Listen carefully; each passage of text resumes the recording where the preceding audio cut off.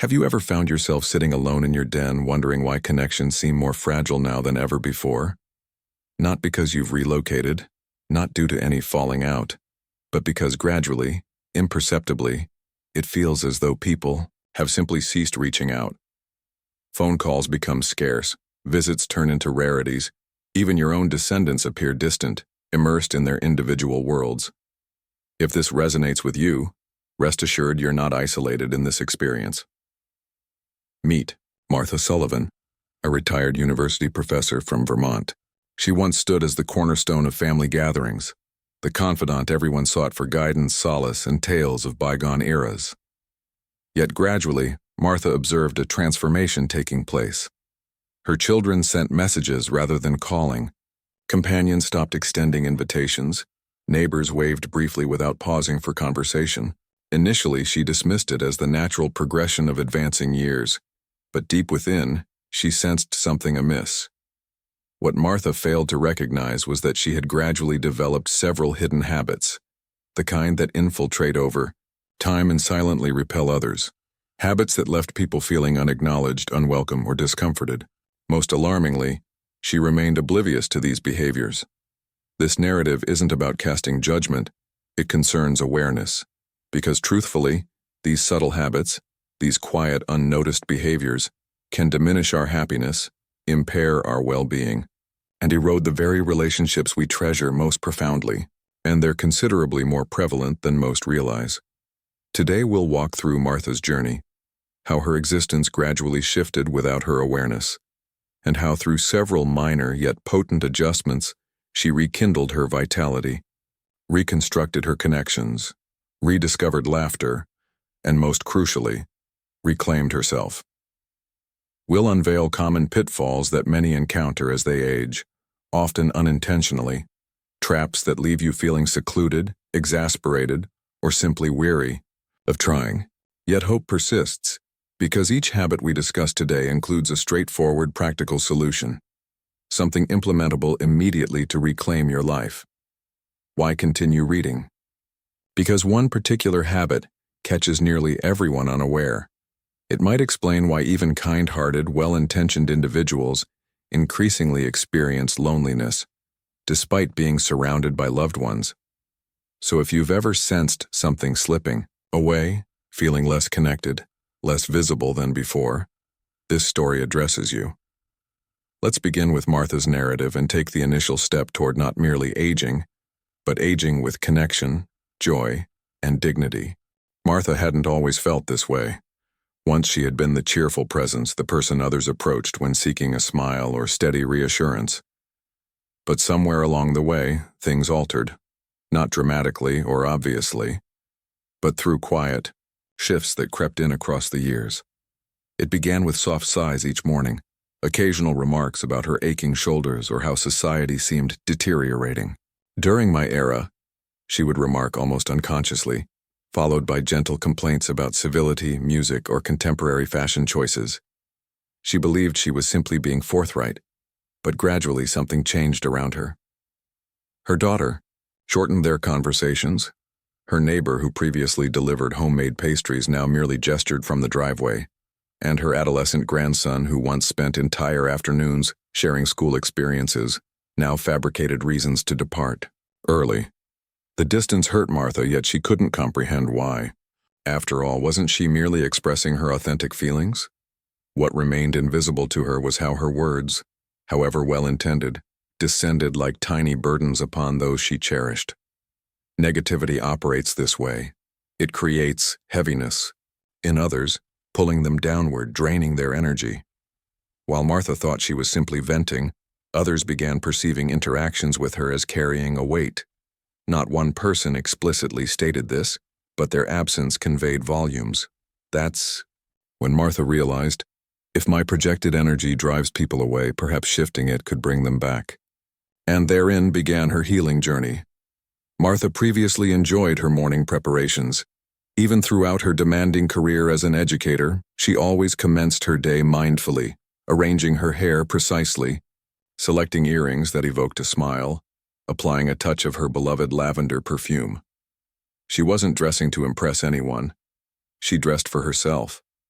It made her feel vibrant, empowered, prepared to confront the world. Yet over time, she discontinued this ritual. Initially subtly, she postponed several salon appointments thinking, what purpose does it serve?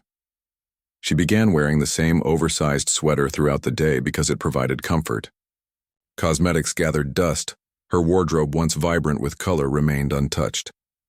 I'm not venturing anywhere, she'd tell herself. Who concerns themselves with my appearance? But something internal began shifting. She started feeling diminished, less acknowledged, less herself. She hadn't recognized how her external care once reflected her inner radiance, and others noticed too. People no longer paused to compliment her, even her longtime friend Elizabeth, who previously remarked, "You always appear so elegant," began, hesitating before extending invitations. Martha didn't fault them. She scarcely recognized herself anymore. It wasn't about vanity but self-respect. When we cease presenting ourselves authentically, the world mirrors that withdrawal and, more significantly, we begin believing we're no longer worthy of effort. Martha realized something profound. Dressing well isn't age-dependent, it concerns dignity. It means declaring, I remain significant. And the day she donned her cherished emerald cardigan again, something within her elevated. She recognized herself again, and that transformed everything. Martha had always taken pride in understanding herself, her preferences, her routines. She prepared tea identically each morning, followed the same news program, recorded reminders on paper rather than using digital applications. Her world maintained coherence, and she perceived no reason to alter what functioned effectively. So when her son suggested joining the family digital messaging group, Martha scoffed. If communication is desired, she stated, simply telephone me. But fewer calls arrived. Birthday photographs of her great-grandchildren appeared in that messaging group, images she never viewed. Arrangements for weekend gatherings were shared online, plans she only discovered afterward. Gradually, silently, Martha found herself excluded, not because her family ceased caring, but because she refused participation in their communication methods. She hadn't realized her resistance to adaptation was constructing a barrier between herself and those she loved. It wasn't exclusively about technology, but about connection. Stubbornness may feel like strength, like maintaining authenticity, but sometimes that inflexibility becomes a subtle form of isolation. One afternoon, Martha's granddaughter visited and gently offered, "Grandmother, may I demonstrate messaging just once?" Martha hesitated, then nodded agreement. That modest affirmation opened possibilities. Suddenly, she received messages, photographs, brief check-ins that provoked smiles. She rejoined the family circle, not because she changed her essence, but because she chose remaining connected. Saying, "I'll attempt it," doesn't signify surrender. It means maintaining bonds. In this rapidly evolving world, that choice differentiates between being remembered and becoming forgotten. Martha always declared her residence her sanctuary. Every corner contained memories, an aged photograph, a birthday card from bygone years, a scarf her departed husband once presented without occasion, but eventually those meaningful mementos transformed into something else. Stacks of unopened correspondence piled on kitchen surfaces, containers of unworn garments from previous decades filled spare rooms, drawers overflowed with expired vouchers, broken appliance parts and items she might someday require. She considered herself sentimental, but one afternoon while searching for a vase to accommodate flowers delivered by an acquaintance, Martha realized she couldn't locate the shelf. Her sanctuary had become a labyrinth. It transcended spatial concerns, it affected energy. The clutter complicated clear thinking, deep breathing, experiencing tranquility. Worse, it excluded others. She stopped inviting neighbors for beverages, avoided hosting family meals, felt embarrassed. "Let's gather at your residence instead," she'd repeatedly suggest. What remained unacknowledged was how her accumulation had become a barrier, not merely to her living space, but to her relationships. Clutter doesn't simply occupy physical territory. It pervades our minds, hearts, and schedules. It whispers, "Retain the past while present moments quietly elapse." Martha didn't require discarding everything. She merely needed to commence releasing with compassion and modest courage. One shelf, one drawer, one memory incrementally. As she proceeded, something shifted. Her home began breathing again as, did she? Martha had consistently viewed herself as compassionate, thoughtful, attentive. But recently something changed. She found herself reacting sharply more frequently. Toward the supermarket employee who moved leisurely, toward the neighbor's grandchildren for their exuberance, even toward her son for speaking rapidly during conversations. These weren't intended as cruelty, merely brief comments, a harsh tone, an excessively audible sigh. But expressions around her began transforming. The cashier's hands fumbled with receipts. Her son fell silent mid-sentence. Neighbors waved from increasing distances. Martha remained unaware of these dynamics. She felt merely exhausted, frustrated. The world seemed accelerated, more clamorous, less recognizable, and occasionally she simply desired deceleration. But impatience infiltrates subtly, not always roaring, sometimes whispering. It permeates conversations, creating tension, depleting warmth from simple interactions, and most detrimentally, leaving regret in its wake. Martha recalled the expression, in that young cashier's eyes, how they lowered when she snapped, "Could you expedite this process?" He was merely performing diligently, and in that moment something within her softened. She recognized that swift frustration wasn't creating greater control, it was fostering greater solitude. So the next time she felt irritation rising, she paused, inhaled deeply, reminded herself, everyone functions optimally according to their capacity, even when processes seem slow, disorganized, or different from my approach. That adjustment, mere seconds of patience, transformed everything. Kindness doesn't consume time but cultivates connection. Martha had always been a storyteller, possessing a lifetime of memories, lessons acquired, hardships overcome, moments of beauty she wished to transmit. When she spoke, her eyes brightened with animation. She adored sharing. But one Sunday afternoon, while conversing with her son through the telephone, something shifted. "I appreciate your narratives, Mom," her son remarked gently, "but sometimes I simply need someone who listens." Martha froze. She hadn't realized that during recent conversations, she had dominated discussions, transitioning between stories, offering counsel, filling every silence. She believed she was connecting, but her son required something entirely different: to be heard. That evening, Martha replayed their exchanges mentally. She realized she had been so eager to bestow love, to offer wisdom, that she had forgotten the greatest gift, presence. Because being truly heard represents one of love's deepest expressions. Sometimes, particularly as we age, we fear being forgotten, so we speak more, share more, desiring to leave impressions. But in doing so, we can unintentionally overshadow voices of those we cherish most. Martha made a quiet commitment. During their next conversation, she would listen more than speak. When she implemented this, everything transformed. Her son disclosed information about work, about life, about matters Martha had never before heard. Their conversation flowed naturally, not because Martha articulated perfect phrases, but because she created space for another voice. Because the finest conversations aren't merely those where we share, but where we genuinely connect. Martha prided herself on independence. She had raised 4 children, managed household affairs, and addressed every crisis life presented. Seeking assistance? Never her approach. Even now in her 70s, she still insisted on transporting her own groceries, repairing plumbing issues, and clearing walkways after snowfalls because she maintained capability, or believed she did. But one afternoon, circumstances shifted. She struggled with a heavy package in the parking area. Her hands trembled, her back ached. When a considerate young woman approached offering, "Ma'am, would you appreciate assistance?" Martha smiled politely, saying, "No, thank you, I'll manage." But she couldn't. That evening, as she sat in her quiet kitchen nursing her sore muscles, Martha experienced something deeper than physical discomfort.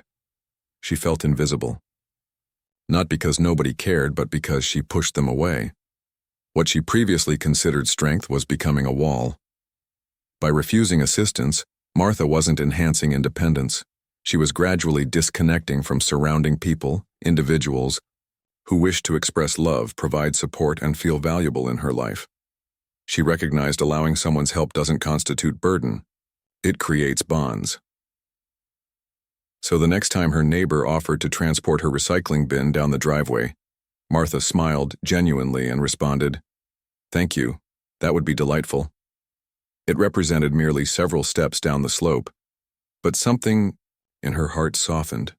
She felt acknowledged, cared for, and surprisingly more liberated than ever before. Because authentic strength doesn't derive from solitary accomplishment, but from recognizing appropriate moments for accepting others. Martha had consistently exercised financial prudence. She preserved coupons, avoided restaurant expenses, and saved every surplus dollar for contingencies. Throughout years, she had accumulated modest but stable savings. Her obligations were fulfilled, her necessities addressed. Yet whenever someone invited her participation in enjoyable activities, perhaps a weekend excursion, an introductory painting workshop, or brunch gatherings, her response remained consistent. Perhaps next occasion, financial prudence remains essential, but subsequent opportunities rarely materialized. One afternoon, her closest friend Caroline telephoned saying, "Martha, I'm visiting the lake this weekend. Just 2 nights, scenic views, refreshing atmosphere. Join me, my treat." Martha's initial impulse was refusal. Expenditure, even another's, provoked anxiety. Suppose future necessities arose. Suppose emergencies occurred. But that evening, sitting alone in her hushed living room, she surveyed her surroundings. She possessed everything required. But when had she last felt genuinely animated? She realized a profound truth that resonated deeply. She had devoted her entire existence saving for someday while forgetting to experience today. Financial responsibility demonstrates wisdom, but life isn't merely meant for safekeeping. It demands savoring. So Martha accepted. They observed sunrise over water, laughed until sides ached, and shared stories beneath starlight.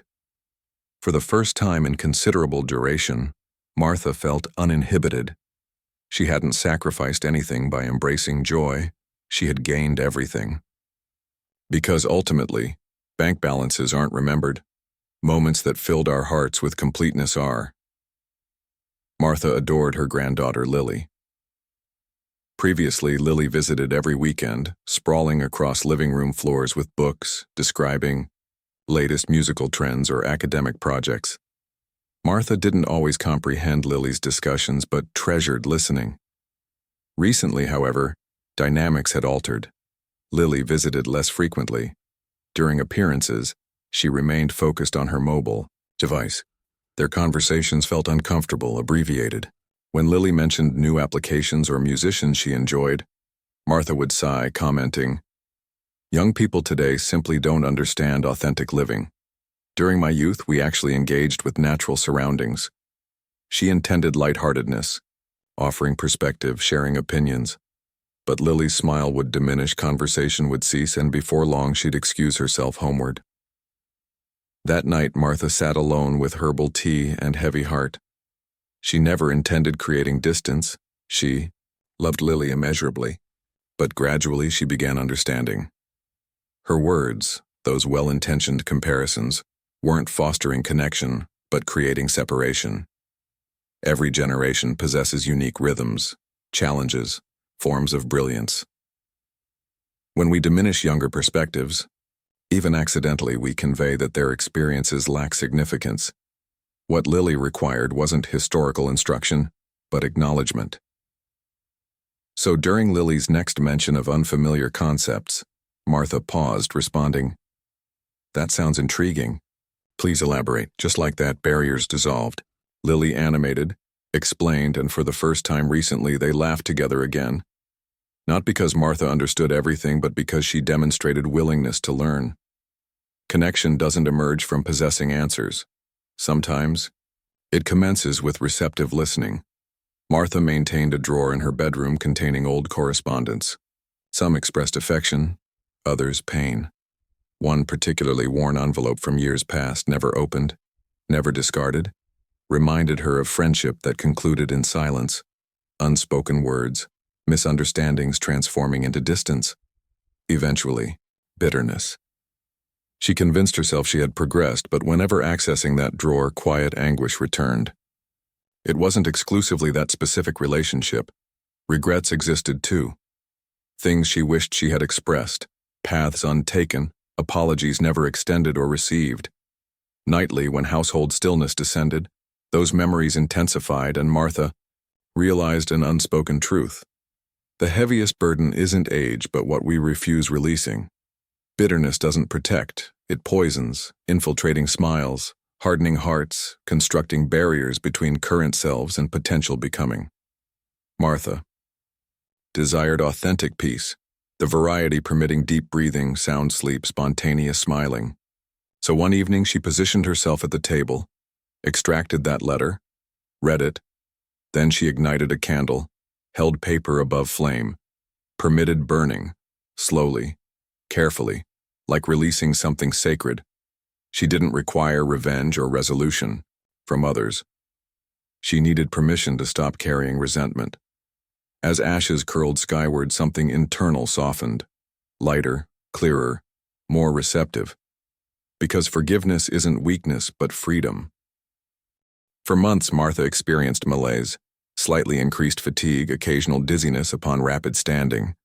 Sometimes her chest felt constricted, not precisely painful, merely uncomfortable. She dismissed symptoms. Simply advancing age, she'd murmur. Probably insufficient hydration today. She postponed medical examinations twice, avoiding waiting rooms, avoiding potentially concerning diagnoses. Besides, outward appearance seemed adequate. Then one morning, while tending garden plants, Martha felt disorientation. Her knees weakened. Subsequently, she recalled awakening in hospital surroundings. Intravenous equipment positioned in arm, cardiac, monitor softly registering beside her.